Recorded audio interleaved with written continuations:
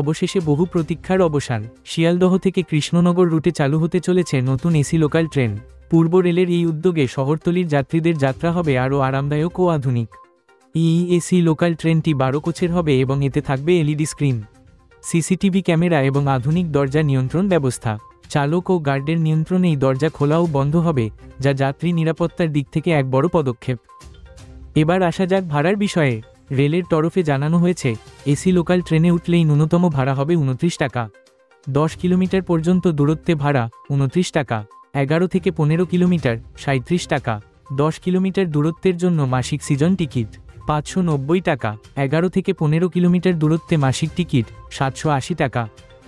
এই ট্রেনটি মূলত শিয়ালদহ রানাঘাট রুটে চলবে, তবে কৃষ্ণনগর পর্যন্ত সম্প্রসারণের সম্ভাবনাও রয়েছে। পূর্ব রেলের এই পদক্ষেপ শহরতলির যাত্রীদের জন্য নিঃসন্দেহে এক বড় সুখবর। এই নতুন এসি লোকাল ট্রেনের যাত্রা কবে থেকে শুরু হবে তা খুব শীঘ্রই ঘোষণা করা হবে বলে রেল সূত্রে জানা গিয়েছে। এই ছিল আজকের আপডেট। এমন আরও খবর পেতে চোখ রাখুন আমাদের পেজে।